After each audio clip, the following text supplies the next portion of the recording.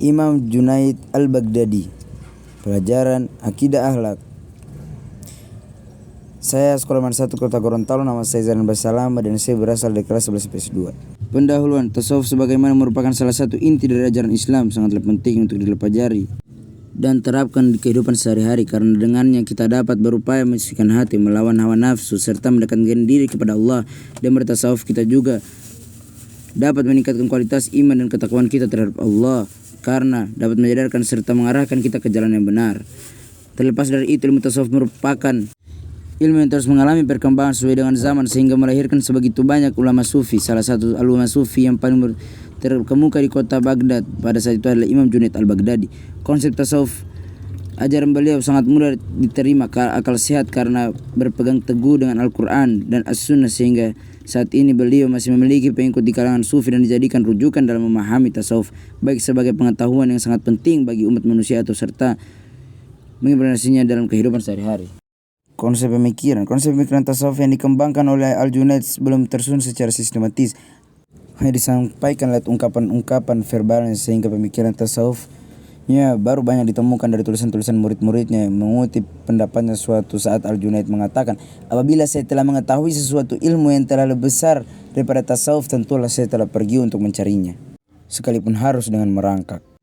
Ajaran tasawuf Al-Junaid berpusat pada konsep khauf dan raja takut.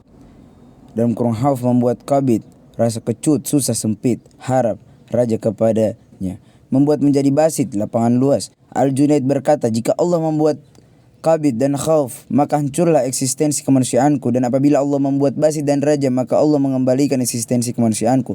Sikap hidup zuhud, Allah mengembalikan eksistensi kemanusiaanku. Sikap hidup zuhud dan fakir adalah jalan yang ditempuh oleh Al-Junaid dalam laku tasawufnya, sebagaimana disampaikan oleh Said Hawa yang mengutip pernyataan Al-Junaid, kami tidak mengambil tasawuf dari pembicaraan atau kata-kata, melainkan dari pelapar dan keterlepasan dari dunia ini dengan meninggalkan hal-hal yang sudah biasa dan kami senangi. Al-Junaid memandang tasawuf sebagai jalan-jalan kearifan manusia dalam menjalankan hidupnya. Baginya orang arif adalah orang yang tidak terikat oleh waktu. Pemikirannya tentang ma'rifat terbagi menjadi dua, yaitu ma'rifat ta'aruf dan ma'rifat ta'rif.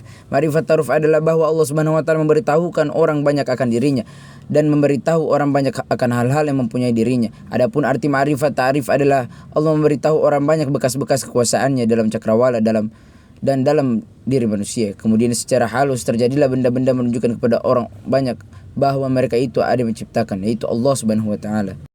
Dalam hal cara untuk memperoleh ma'rifat, Al-Junaid mengatakan harus melalui muqamat dan ahwal. Ma'rifat tidak akan dapat tercapai tanpa perunian tauhid. Adapun dasar ajaran tasawuf Al-Junaid adalah sebagai berikut. A. Seorang sufi harus meninggalkan kelakuan dan sifat-sifat yang buruk dan menjalankan budi pekerti yang baik. B. Ajaran tasawuf adalah ajaran-ajaran yang dapat meruningkan hati manusia dan mengajarkan hubungan baik dengan makhluk lain. C. Memalingkan perhatian dari urusan duniawi kepada urusan ukhrawi. Bagi orang yang beriman, meninggalkan pergaulan sesama manusia itu lebih mudah dan berpaling kepada Allah Subhanahu wa taala itu sulit.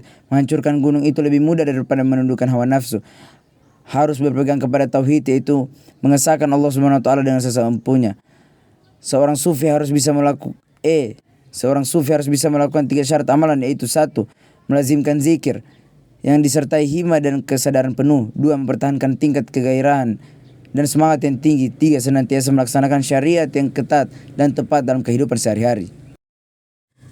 Al-Junaid membatasi jumlah muridnya, yaitu hanya sebatas 20 orang. Ia berusaha agar ajaran-ajarannya tidak sampai ke tangan orang awam, agar mereka tidak salah menafsirkannya. Walaupun dia sangat hati-hati, murid Al-Junaid ada juga yang pernah diadili dan mendapatkan tudingan zindik, yaitu Al-Hallaj. Pada saat itu Al-Junaid disuruh untuk menandatangani surat kuasa untuk menghukum mati muridnya tersebut. Dalam surat kuasanya, Al-Junaid menyampaikan berdasarkan syariat ia Al-Hajj bersalah, tetapi menurut hakikat Allah yang Maha mengetahui, corak tasawuf yang dikembangkan oleh Al-Junaid Al-Baghdadi ini menjadi rujukan bagi ajaran tasawuf di kemudian hari, sehingga muncul komunitas sufi yang mengambil sanad dari beliau. Di kalangan sufi, Al-Junaid dinilai sebagai guru awal dan mendapatkan gelar syekh atau penghulu kaum sufi.